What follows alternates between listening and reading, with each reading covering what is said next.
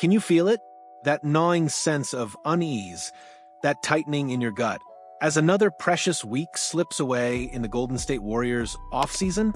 Are we witnessing a championship window slowly, agonizingly creaking shut, all because of one stubborn standoff? This isn't just about a contract. It's about the very soul of a dynasty hanging precariously in the balance. The Golden State Warriors, a franchise synonymous with innovation and unparalleled success, find themselves trapped in a frustrating holding pattern, a self-inflicted wound that threatens to derail their immediate future and squander precious opportunities. At the heart of this bewildering impasse lies Jonathan Kaminga, a dynamic young forward whose contract negotiations have cast a long, dark shadow over what should be a bustling off-season of strategic moves. For weeks, the whispers have grown louder, the anxiety more palpable. Handshake agreements with coveted free agents, including the seasoned veteran Al Horford, remain in limbo, frozen by the glacial pace of the Kaminga situation. The front office, it seems, has dug in its heels, unwilling to entertain trade offers for the promising forward, no matter how tempting. This steadfast refusal, while understandable from a long-term asset management perspective, creates a short-term crisis. It's a high-stakes poker game, and the Warriors are playing with their championship chips on the table while the clock ticks louder with each passing day. The core of the Kaminga conundrum is a classic battle of leverage. On one side, the Warriors are pushing for a 2-year deal, complete with a team option and a waiver of the no-trade clause typically associated with 1-year bird rights contracts. They want flexibility, control, and a clear path forward. On the other side, Kaminga's camp is determined to maintain maximum leverage, eyeing unrestricted free agency as their ultimate prize. They've reportedly softened their initial, arguably unrealistic, demand of $30 million annually, but significant disagreement persists on the framework of the deal itself. It's a game of chicken, and neither side seems willing to blink. The Sacramento Kings, sensing an opportunity, have intensified their pursuit of Kaminga, but Golden State has reportedly drawn a firm line, refusing to entertain their advances. This means, after more than a month into the offseason, both parties are right back where they started, square one. This agonizing stalemate has immediate, tangible consequences, none more pressing than the fate of Al Horford. The 39-year-old veteran center, a proven winner and a crucial target for the Warriors, finds his potential arrival in the Bay Area delayed, and perhaps even entirely negated. Horford, a player who could provide invaluable experience, defensive prowess, and timely shooting, is now left contemplating his options. While it's highly probable that once the Kaminga situation is resolved, the Warriors will indeed have the necessary cap space to sign him, the question remains: can Horford afford to keep betting on that uncertainty? As free agency initially opened, the market for Horford was robust. Teams like the Los Angeles Lakers, Milwaukee Bucks, and Atlanta Hawks were all rumored to have significant interest.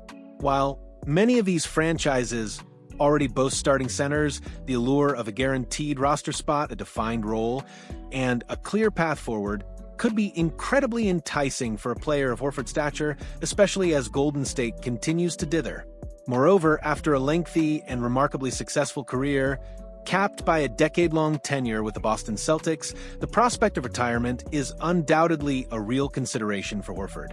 Moving to an entirely new franchise this late in his career, especially one shrouded in such uncertainty, might be less appealing than simply hanging up his sneakers. The longer the Warriors take to untangle the Kaminga knot, the more precarious Horford's signing becomes, and the greater the risk of losing a vital piece for their championship aspirations. But the Kaminga drama isn't just impacting potential new arrivals. It's now dragging other young, promising pieces of the Warriors' future into the fire. Moses Moody, another dynamic young talent, has seen his name surface in recent trade discussions. It's not because the Warriors are actively shopping him, but rather because opposing teams are pushing for his inclusion in any potential sign-and-trade deal centered around Kaminga. This is where the Warriors have, for now, drawn another line in the sand. They've made it abundantly clear they want to keep Moody out of trade talks. Yet, as the offseason grinds on and the pressure mounts, could that stance soften? If a potential Moody deal brought back something of undeniable immediate value, say a trusted veteran and a proven champion, the calculus might begin to shift.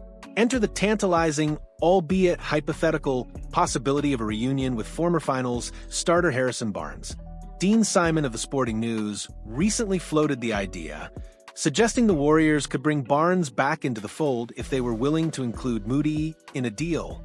Barnes, now 33 years old and on an expiring $19 million contract with the San Antonio Spurs, played all 82 games last season, averaging 12.3 points and 3.8 rebounds, while hitting a scorching 43.3% of his 4.4 three-point attempts per game. What does Barnes bring to the table? Proven playoff experience, positional versatility, and a steady hand in the half-court. All elements this current Warriors squad could sorely use. He was a key piece of Golden State's 2015 NBA title run and their 2016 Finals appearance, and he's only improved as a shooter since those days. The Warriors are built to win now.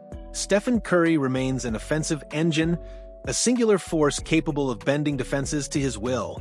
Draymond Green is still a defensive anchor, the fiery heart of their championship identity.